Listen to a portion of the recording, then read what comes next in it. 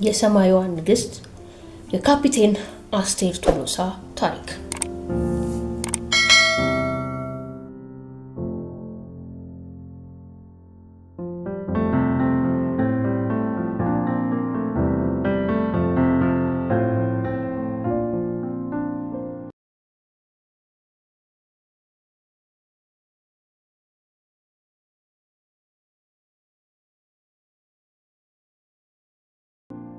በኢትዮጵያ ታሪክ የብረት ክንፍ ተሸክሞ ሰማይን የገዛው ወንድ ብቻ ነበር። የአድማስ ሰንበር ለወንዶች ብቻ የተሰጠ የጀግንነት መድረክ ተብሎ የተፈረጀ ዘመን። ነገር ግን ለየት ያለ እልህ፣ ለየት ያለ ራዕይና የብረት ጥንካሬ ያላት አንዲት ሴት ልጅ ነበረች። ስሟም አስቴር ቶሎሳ ይባላል። እሷም ወደ አየር ኃይል ስትገባ የጥርጣሬና የስላቅ አይኖች ተከተሏት። ይህ ቦታ ለሴት ልጅ አይደለም የሚል ድምፅ ከየአቅጣጫው ይጎርፋል። ነገር ግን አስቴር ለመናገር አልመጣችም። ለመብረር ነው የመጣችው። ሰማዩን ለመውረስ ነው የመጣችው። በበረራ መማሪያ ክፍሎች ውስጥ የነበራት ጥልቅ ትጋት፣ በበረራ ማሽኑ ላይ የነበራት ጥበብ በፍጥነት ከጥርጣሬው ወደ አድናቆት ቀየረው። የአየር ላይ ስልጠናው ከባድ ነበር። የጂ ፎርስ ከሰውነቷ አቅም በላይ ሊፈጭ ሲሞክር፣ ትግሉ ከኮክፒቱ ውስጥ ያለችውን ብቸኛ ሴት አብራሪነቷን ለማረጋገጥ ጭምር ነበር። እያንዳንዱ ፈተና፣ እያንዳንዱ አደገኛ እንቅስቃሴ ከወንዶቹ እኩል አንዳንዴም በተሻለ ብቃት አለፈችው። ካፒቴን አስቴር ከአብራሪነቷ በፊት መሰናክል ሰባሪ ነበረች። ዓመታት ነጎዱ። አስቴር በበረራ ሙያዋ የላቀች፣ ጥቂት የማይባሉ ወንዶች ብቻ እንዲበሩት የተፈቀደውን የሱ-27 ፍላንከር የተባለውን ግዙፍ የሩሲያ ተዋጊ ጀት የመብረር ብቃት አገኘች። ይህ ጀት የፍጥነት፣ የኃይልና የጨካኝ ውጊያ ምልክት ነበር። ግንቦት 1998 የአውሎ ነፋሱ ደመና ኢትዮጵያና ኤርትራን መሸፈን ጀመረ። ሰላም በድንገት ተሸፍኖ ጦርነት በግንባር ቀደምትነት ቆመ። የኢትዮጵያ አየር ኃይል የአገሪቱን ሉዓላዊነት ለመጠበቅ ወደ ሰማይ የመውጣት ተልዕኮ ተሰጠው። በዚያ ወቅት አስቴር ከአየር ኃይል አብራሪዎች ሁሉ አንዷ አልነበረችም። የመጀመሪያዋ ሴት ተዋጊ አብራሪ ነበረች። ይህ ደግሞ በበረራዋ ላይ ተጨማሪ የአገር ክብር ሸክም ጭኖባት ነበር። እሷ ስትነሳ የሺህ ሴቶች ህልም ይዛ ትበር ነበር። ጦርነቱ ደፈረሰ። ከየካቲት 1999 ጀምሮ በአድማስ ላይ የብረት ፍልሚያዎች ተካሄዱ።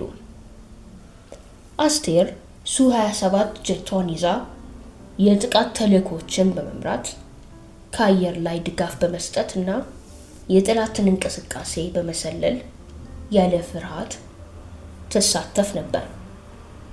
እያንዳንዱ በረራ ህይወቷን የሚፈታተን ነበር። ነገር ግን እሷ ፈጽሞ ወደ ኋላ አላለችም። የካቲት 26 ቀን 1999 ዓ.ም እንደ አንዳንድ ዘገባዎች አስቴር የጥቃት አውሮፕላኖቿን እየመራች ከነበረችበት ተልዕኮ ላይ ነበር በድንገት ራዳሩ ላይ ያልተጠበቀ ምልክት ታየ። የጠላት አውሮፕላን ሚግ 29 ወደ ኢትዮጵያ አየር ክልል እየገባ ነው። ውጊያው ተጀመረ። የሁለቱ ግዙፍ ብረታ ብረቶች ጭፈራ በሰማይ ላይ ሆነ። አስቴር በከፍተኛ ፍጥነት ትዞራለች፣ ከፍ ትላለች፣ ትወርዳለች። የላቀ የበረራ ልምዷን በመጠቀም የጠላት ጄት ከኋላዋ እንዳይወድቅ ትከላከላለች። ለሰከንዶች ያህል የጠላት ጄት ፊት ለፊት ታየ። በድንገት አስቴር የዚህ አሚግ አብራሪ ማንነት አወቀችው። እሷን ራሷን ያሰለጠነ በስልጠና ወቅት ከጎኗ ያልተለየ የቀድሞ አስተማሪዋ። ጦርነት ስሜትን አይፈቅድም። መመሪያው ግልጽ ነው። አስቴር ጥልቅ ትንፋሽ ወሰደች። የአገርን ክብር ከግል ታሪክ በላይ የማስቀደም ከባድ ውሳኔ። በአየር ላይ የተደረገው በዚያ አጭር ፍልሚያ ካፒቴን አስቴር የሚግ 29 ተዋጊ ጄት መታ መጣሏ ተዘገበ።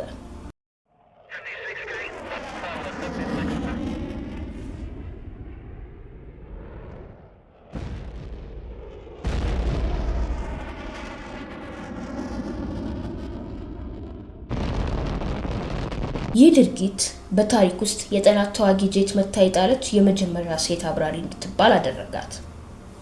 የመንገዱን መጀመሪያ የጠረጠሩትን ሁሉ ዝም ያስባለ የድፍረትና የጀግንነት ታሪክ ተሰራ።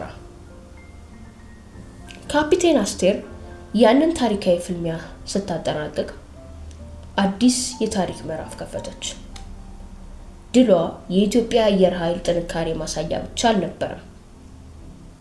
ከሁሉም በላይ ደግሞ የሴትን አቅም፣ ጥንካሬና ጀግንነት የሚጠይቁ መሰናክሎችን የሚሰብር ሕያው ተምሳሌትነት ሆነ።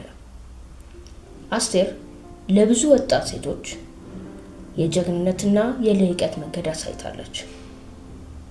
ሴቶች በጦር ሜዳም ሆነ በሰላም ጊዜ በማንኛውም የኃላፊነት ስፍራ መብረር ይችላሉ የሚል የማያወላውል መልእክት አስተላለፈች። ሰማዩ ከዚያን ጊዜ ጀምሮ ለእያንዳንዱ ኢትዮጵያዊት ክፍት ሆኗል። አውሎ ንፋሱ አልፎ ጦርነቱ ቆሞ ጄቷም ወደ መሬት ተመለሰች። ነገር ግን የካፒቴን አስቴር የጀግንነት መንፈስ በኢትዮጵያ ሰማይ ላይ ዘላለማዊ ሆኖ ይኖራል። ድፍረቷ፣ ቁርጠኝነቷና መሰናክልን የመስበር አቅሟ ሁልጊዜም ለትውልድ የሚነገር ታሪክ ሆኖ ይቀጥላል። ካፒቴን አስቴር የሰማይዋ ንግስት።